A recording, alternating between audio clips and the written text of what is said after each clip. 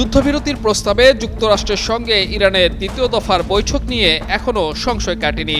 যদিও পাকিস্তানের কিছু কর্মকর্তা নাম প্রকাশ না করার শর্তে জানিয়েছে তেহরানের প্রতিনিধি দল মঙ্গলবার ইসলামাবাদে পৌঁছতে পারে, তবে এখনও আনুষ্ঠানিকভাবে অংশগ্রহণ নিশ্চিত করেনি তেহরান। এ খবর জানিয়েছে তুরস্কের রাষ্ট্রীয় বার্তা সংস্থা আনাদোলু এজেন্সি। ধারণা করা হচ্ছে চলতি মাসের শুরুতে অনুষ্ঠিত প্রথম দফা আলোচনায় অংশ নেওয়া একই প্রতিনিধি দল এবারও আসবে। সেই দলের নেতৃত্ব দেবেন ইরানের পার্লামেন্ট স্পিকার বাঘের গালিবাফ এবং সঙ্গে থাকবেন পররাষ্ট্রমন্ত্রী আব্বাস আরাকচি। এমন পরিস্থিতির মাঝে অন্তত ৬টি মার্কিন উড়োজাহাজ পাকিস্তানের রাওয়ালপিন্ডির নূর খান বিমান বাহিনী ঘাঁটিতে অবতরণ করেছে। সোমবার পাকিস্তানে পৌঁছানো এসব উড়োজাহাজে যোগাযোগ সরঞ্জাম এবং মোটরকেট সহায়তা সরঞ্জাম রয়েছে বলে জানিয়েছে কাতার ভিত্তিক সংবাদ মাধ্যম আল জাজিরা।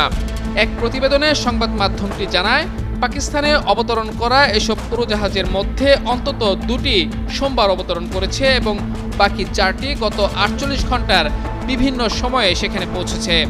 ধারণা করা হচ্ছে অন্তত ২টি বিমানে উচ্চ পর্যায়ের মার্কিন প্রতিনিধি দল ছিল। পাকিস্তানের স্বরাষ্ট্র মন্ত্রণালয় বলেছে, ইসলামাবাদ আলোচনার দ্বিতীয় ধাপের প্রস্তুতি পর্যালোচনার জন্য পাকিস্তানের স্বরাষ্ট্রমন্ত্রী মহসিন নাকভি ইরানের রাষ্ট্রদূত রেজা আমিরি মুখাদামের সঙ্গে সাক্ষাৎ করেছেন। তবে ইরান এখন পর্যন্ত পাকিস্তানে মার্কিন প্রতিনিধি দলের সঙ্গে নতুন করে আলোচনায় অংশগ্রহণের বিষয়টি নিশ্চিত করেনি। যদিও নাকভি বলেছেন সব আয়োজন চূড়ান্ত করা হয়েছে এবং সফরকারী প্রতিনিধি দলের জন্য সব ধরনের নিরাপত্তা ব্যবস্থা নিশ্চিত করা হয়েছে।